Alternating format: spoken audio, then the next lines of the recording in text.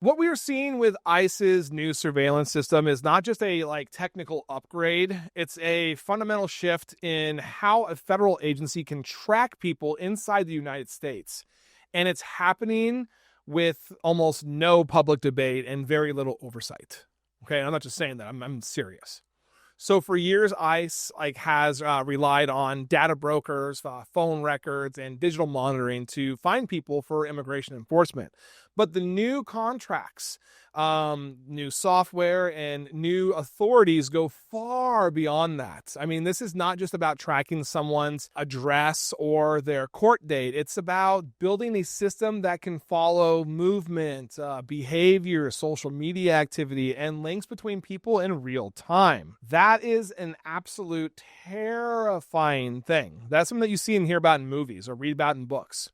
Well, that's happening to that's happened to me and Americans everywhere. One of the most significant changes is the Palantir built platform called Immigrationos, I think is how you say it.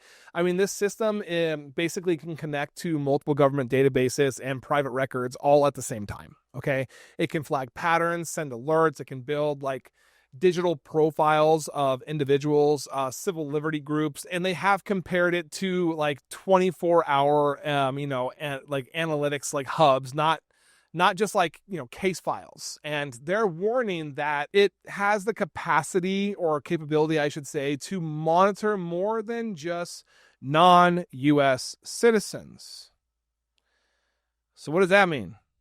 Well, that means none of this that means it's a really scary thought. I mean, none of this actually means ICE is currently running surveillance on all Americans. I mean, there's no evidence of that, but the fact that there is this, capability now that they can, and, when any federal agency gets new technology that allows them to basically collect more information faster with fewer limits.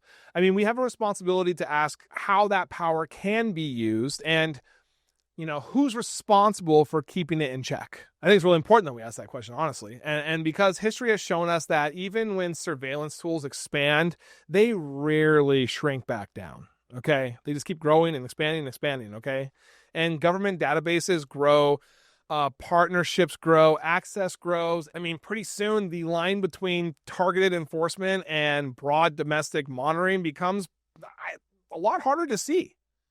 So that is why transparency matters. That is why oversight matters, because whether you support strict immigration enforcement or not, you do not want a system that can track your movements, relationships, communication, behavior without clear guardrails. I mean, you do not want a platform that can pull in data about anyone, including citizens, without regular audits or even accountability.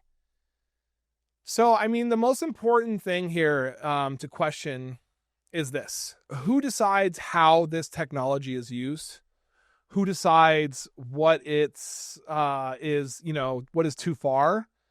And who decides when a tool that starts with immigration could be then expanded to protesters, political activists, or journalists, or basically anyone else the government labels as suspicious? And that is why journalists, attorneys, advocacy groups, and the public have to watch this closely.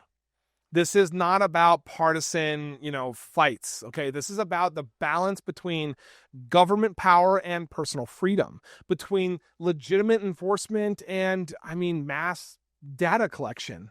And those questions will shape what kind of country we become over the next decade. So it's important for you to pay attention. I mean, we can have security and we can have enforcement, but we need rules, we need limits, and we need the truth about what these systems can do and who they are, building them to watch. Thank you guys so much for watching. Make sure you guys like, comment, and subscribe to stay connected and informed to the stories that matter, the people that matter, and most importantly, the truth. The thing that is so hard to find right now. And just so you guys know, I do the best that I can to answer the comments. So I really hope to see you guys in there.